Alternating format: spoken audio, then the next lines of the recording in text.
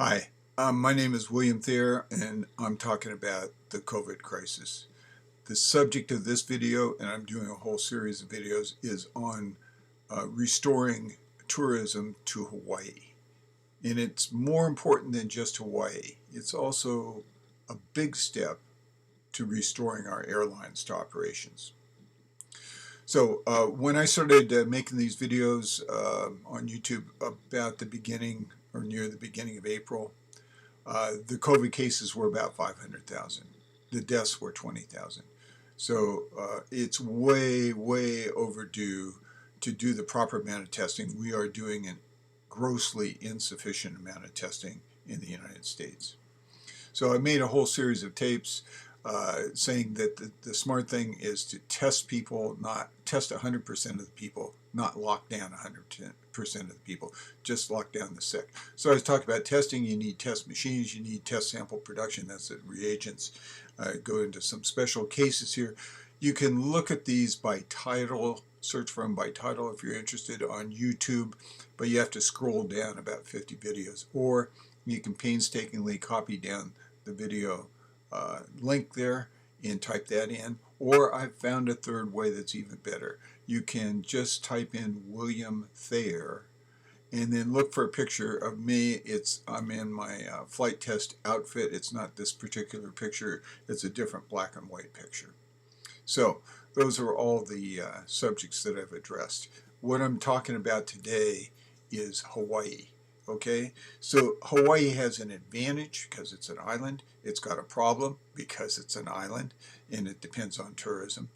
And I'm going to say, okay, here is one plan, since nobody's seemed to come up with a plan. Here's a plan to restore Hawaii tourism gradually and safely.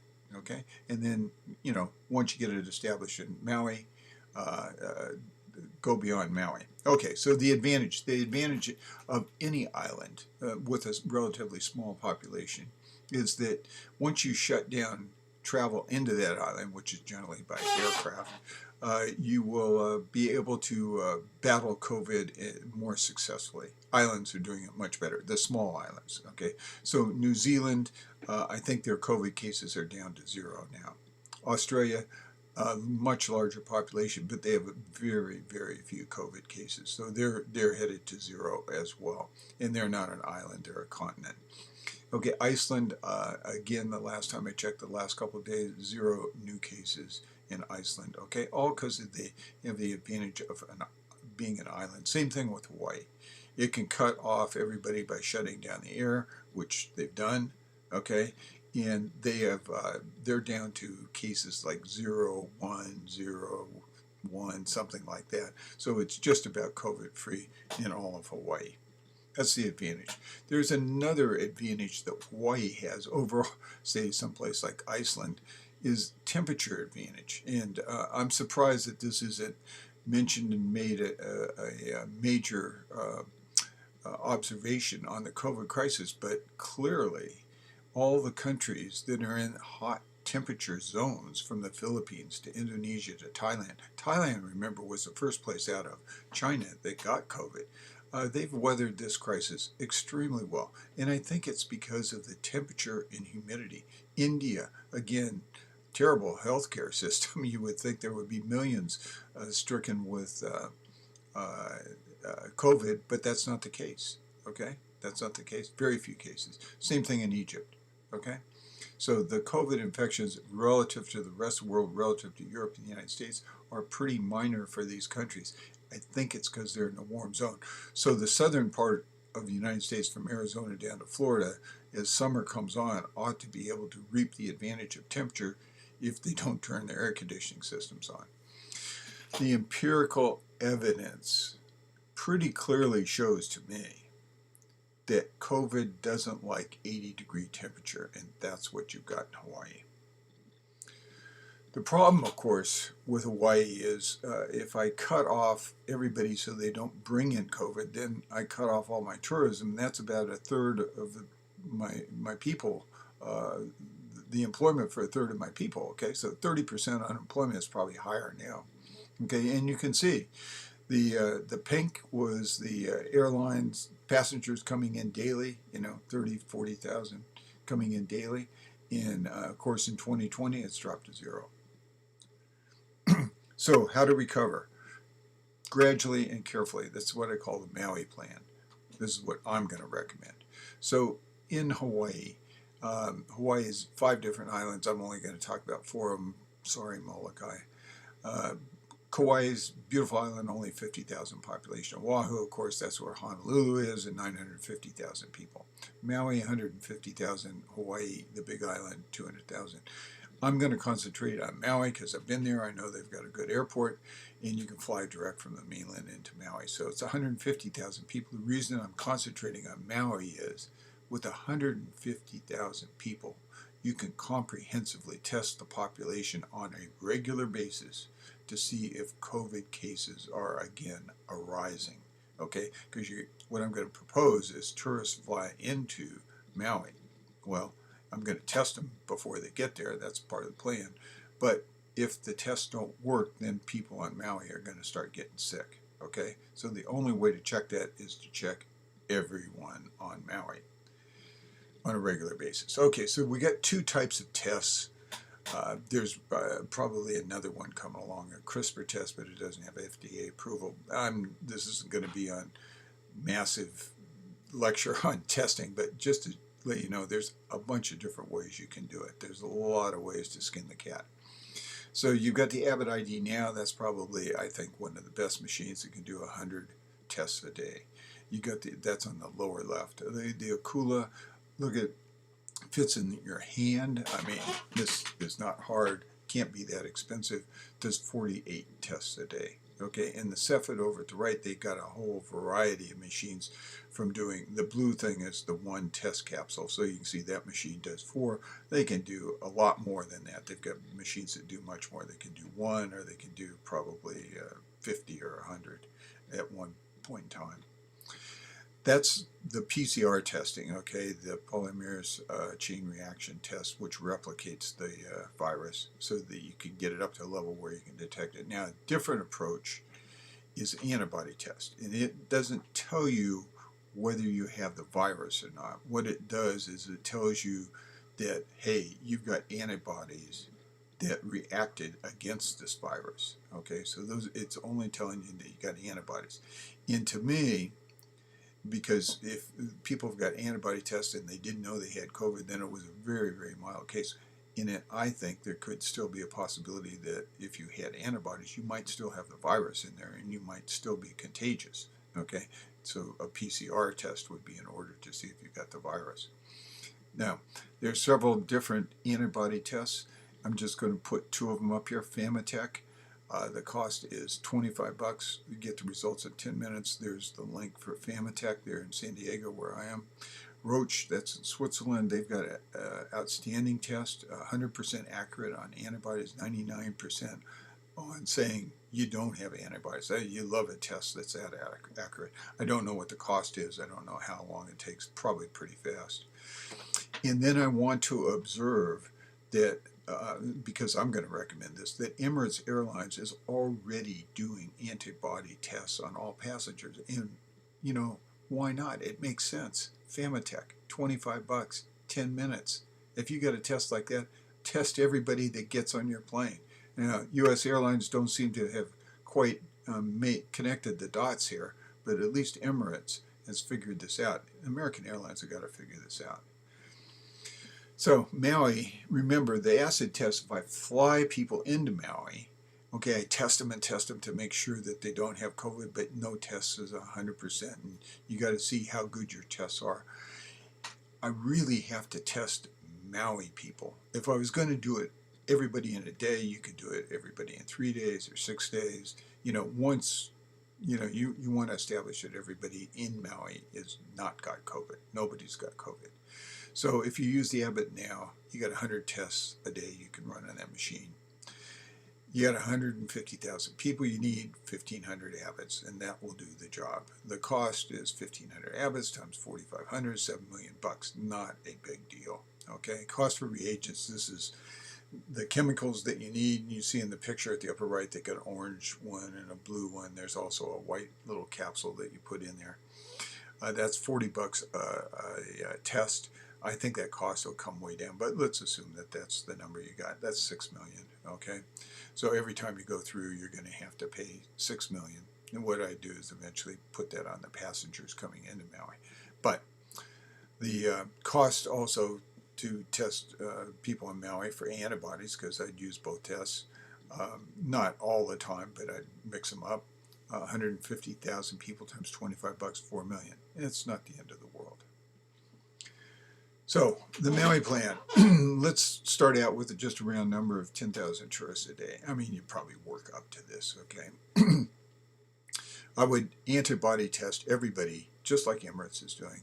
Antibody test everybody boarding a plane in the U.S. 25 bucks. That's sure not a showstopper. You get your results in 10 minutes, so you're not holding up the line. And then I said, well, when they came into Maui, I would test them with a PCR test too. That's normally what's going to be the cost is reagents, which 40 bucks. I charge them a little more, like 50, maybe 60, who knows. And that will cover the other costs that I have associated with this. So let's take a look and see what this would look like if I have 10,000 people coming in and I spread them out over 16 hours. I've got 625 people arriving per hour. Okay, so if I want to test them all in an hour, I've got 5 tests an hour per Abbott machine, then I need 125 Abbotts. Okay, so what's that going to cost me at the airport? It's 125 Abbotts times 4,500, 600,000 bucks. Trivial. Okay, just to give you some example, if I had all 10,000 passengers paying for the machines the first day, it would be 60 per person. Okay, and if I went over 6 days and I had 60,000 people paying, it'd be 10 bucks. This is nothing. Okay, this is nothing. Now, probability is very complex and it's never right. It's just a guess. I'm a mathematician. Okay, so trust me on this one. And this is not rigorous probability that I'm going to give you here. Okay, it's just all I'm trying to do is show that the probability of you bringing in sick people with COVID to Maui can be taken down by 2 different tests. Okay, so let's say prior to boarding, we do it in San Diego, for example. We do what Emirates is doing, and we test all the passengers. And we got 100. We're using the Roche test. We got 100% accuracy on antibodies, and we got a few people that test. Okay, about probably, I'm going to guess 1% of the people in the United States have got antibodies for this COVID. Okay, so 300 people getting on a plane, 1%, that would be 3 people. Okay, and then what I would do is I'd say, oh, there's a slight possibility that these guys could have the virus, so I will then give them those 3 people a PCR test as well in San Diego. That maybe it's 5% incorrect, 95% correct, so 0.05 times 3. It's a fraction of a person. So chances are I'm not bringing anybody in with COVID that's getting on that plane. Now, the real thing is you can wrap yourself around the axle with probability, but the real thing is, are you making people in Maui sick? That's the real test. Okay, so pretty low probability, but to be sure, I would absolutely insist on the whole population being tested, say, like every 6 days. You've established before anybody flies in that nobody has COVID. Now, you go through and test the population every 6 days, okay? So that's 6 million bucks. You've got 60,000 passengers coming in. That's 100 bucks per passenger to pay for that, okay? And as you bring in more passengers later, say twice as many as 50 bucks, yeah, I personally would pay this to get to Hawaii right now. Okay, I've got a timeshare. I want to get over there. Okay, flying to into Maui with no COVID cases brought in for say like 2 to 4 weeks. I think this is a real distinct possibility. But you test the whole population, not of Honolulu. That'd be a lot harder. But just of Maui, test them for 2 to 4 weeks. You go, hey, I think we got a program here. It works. Double testing of people coming in works. Okay, so then what I would want to do is I would want to go beyond Maui. Now what I would do is I'd still have people fly into Maui, just make that the one place where they came in. Mandatory stay for 3 days, and then they could go to Kauai, or Hawaii. Now they'd have to take another test before they went to those islands. And then, of course, I'd be monitoring those islands every 6 days, go through the whole population of Kauai. That's only 50,000 people, real easy. In Hawaii, 200,000, slightly harder. But make sure and do that for another 2 to 4 weeks. And finally, maybe after like 2 months, then I'd reestablish flying into Oahu. Okay.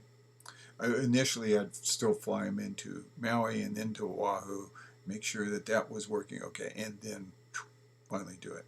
So you could reestablish probably over a couple months flying in to all the islands of Hawaii safely. You could also probably do this from Australia and New Zealand. In fact, you might do this first because these people don't have any COVID down there. Australia's got a few cases left. I don't think New Zealand's got any. So you'd be pretty darn safe flying somebody in from New Zealand to Hawaii.